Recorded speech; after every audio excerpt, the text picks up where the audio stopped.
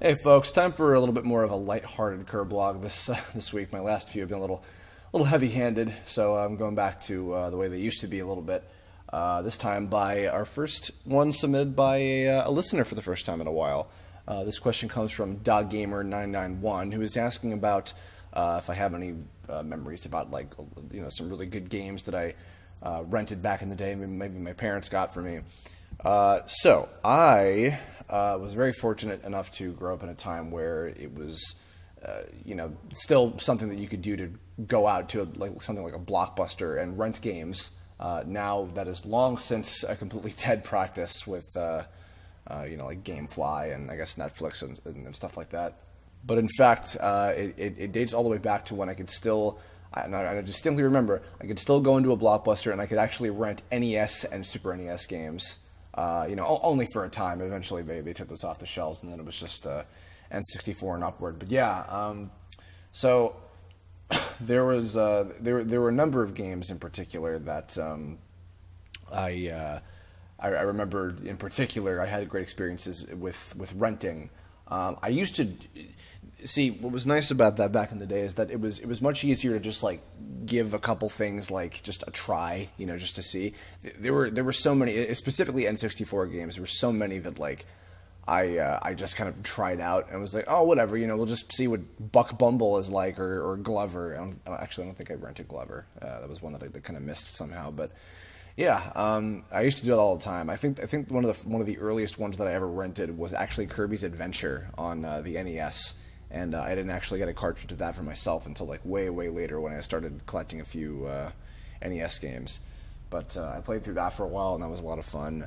I remember I rented the Aladdin game a few times for the Super Nintendo. Although I do remember I was very sad when I went to go try renting the Aladdin SNES game. And that was when Blockbuster had officially taken off the Super Nintendo and NES games from their listings and stuff you could rent because they were too old. So it was like, God damn it! And that was a sad day for Little Curb, but it wasn't a big deal. Let's see what else. So for the N64, a few key ones that I really was a huge fan of was, and I've talked about them, I'm sure, on my top 10. My top 10 N64 games, which you can go watch that. It's a two-part special Kirblog, one of my earliest ones, as a matter of fact. But yeah, so I Mega Man Legends, or Mega Man 64 as it was called on there. I remember, I think I rented that maybe 3 times or something, just to be able to eventually beat it. I just kept playing the Blockbuster copy over and over and just re-renting it so I could beat the whole thing. And ultimately didn't have to own it, but I did have to go get a copy of Mega Man Legends 2 and buy a PlayStation 1 just to be able to play it, which was kind of a not-so trip. I remember also I think I rented the entire system one time. I think I was away somewhere and I really wanted to try out Banjo-Tooie, so I think my dad and I one time we just rented an entire N64 and just so I could try out Banjo-Tooie before I ultimately got my own copy of that as well. I remember too, we actually had 2 N64s. There was one at my mom's and one at my dad's, because my dad liked to play N64 games with me. And then he kind of got to like a bunch of them on his own. So he's like, I'm just gonna get one for here, so it'll just be easier. I'm like, okay, because we loved Star Fox 64 and Pokemon Stadium and Diddy Kong Racing, a whole bunch of stuff like that. There was one in particular that I had a major experience with, and it was kind of a cool story. It was with a little-known title by the name of Mischief Makers. I wish I could remember exactly how I first discovered that game. I think if I'm remembering correctly, I found a Nintendo Power article about it. They were talking about some of the early levels of the game, and they had a player's guide that was just for the first 3 entire worlds of the game. And yeah, I remember renting that game so many times, just so many times, and trying to play through it. And it was one of those cases. Mario RPG was actually kind of like this for me for a while too. I think I might have talked about that on some other Kirblogs with it. But Mario RPG was a game where I would, before I really figured out how to play it, I kept renting it over and over. And every time I would rent it, usually because it'd be from different places, or probably other kids and people that were playing it were getting to different areas with it. But every time I'd rent it, the save files would be you know, like at a different place basically, and I would just kind of play through that file and just kind of see what was around. And with Mischief Makers, I remember I think that by the time I got to there was a Blockbuster that eventually closed down.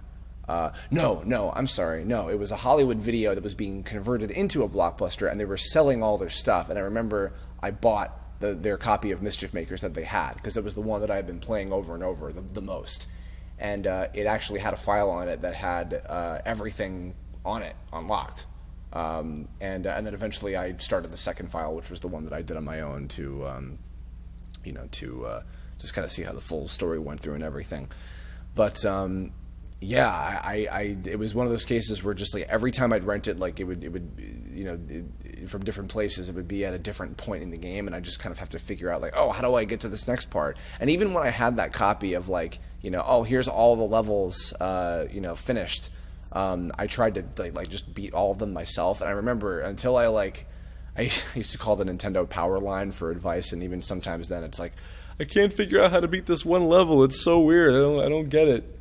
But eventually, over time, I grew to master that game, and I got really good at it, and I managed to beat a lot of the hardest secrets of it. I think the only thing that I didn't do was, I don't know if I ever got the S rank overall for like the whole game. Like when you get the extra gem for the ending, like there was a gold gem you could get that gets you like a little bit of an extended like goofy ending or whatever. I don't think I ever managed to do that. I tried for a long time, I remember, but I don't know if I actually managed to do that. Yeah, no. That so when I eventually got that like my own copy of the game. No, actually, even before I had my own copy of it. I remember I was something about Mischief Makers it was just a game that like really like I just really loved. It was kind of my first experience with it was my first experience with Treasure, the company that created it. Now it was I think it was licensed by Enix.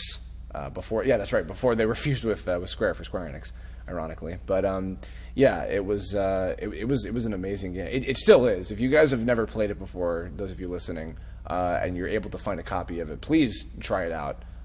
It's a very inventive, very original game. It's a platformer, but it's like the whole idea of the game was kind of centered around like the idea of grabbing, shaking, and throwing things, well before the Wii, that I should mention, even though it was on a Nintendo console, obviously.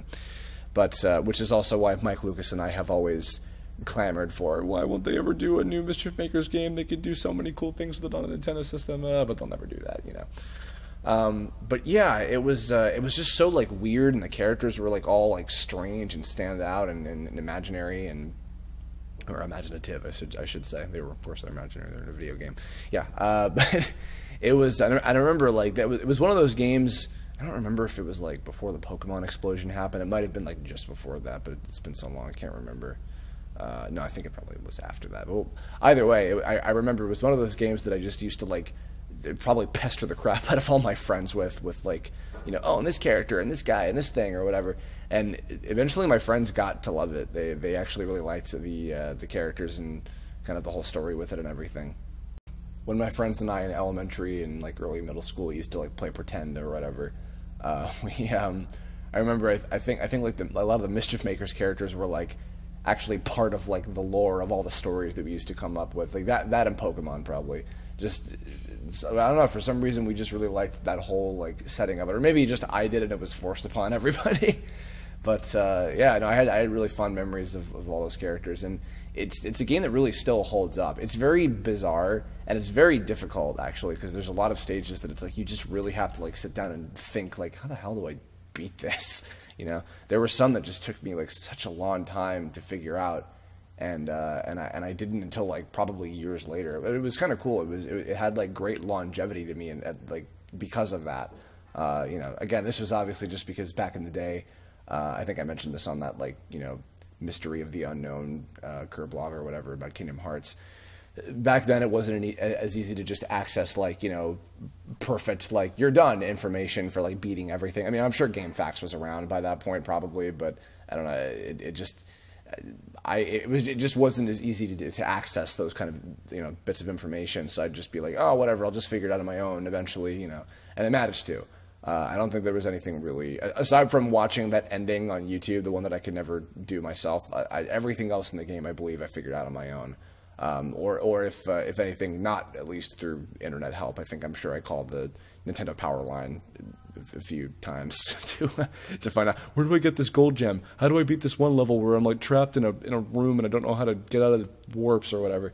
But yeah, so huge fond memories with that game, and getting to play it on Continue a couple of years ago now. I can't believe it's been that long, but getting to do that was a lot of fun. I think they would have enjoyed that game a little more probably outside of doing it on the show, but it was fun to share that with them and get to play that. So yeah, good times. Mischief Makers is great. Again, go find that. If you're at a gaming convention or an anime convention or something, and maybe one of the booths like has a copy of it, get it. It's really good. I actually even bought an inbox Japanese copy of it. I think I might have showed that on the top 10 N64 games video or whatever.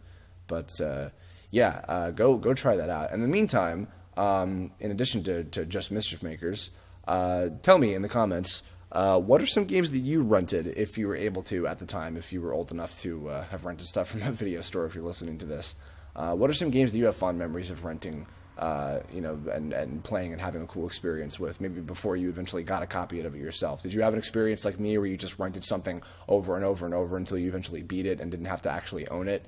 Was there one that you found and never could find a copy of again because it was so obscure or whatever? Let me know. I want to hear some stories in the comments. And if you've got ideas for future Kirblog topics, please let me know in the comments as well. You're also free to hit me up on Facebook, Tumblr, Twitter, whatever you want to do, and suggest ideas there as well. And yeah, let me know your thoughts. Thanks for listening, and I will catch you next time. Bye-bye.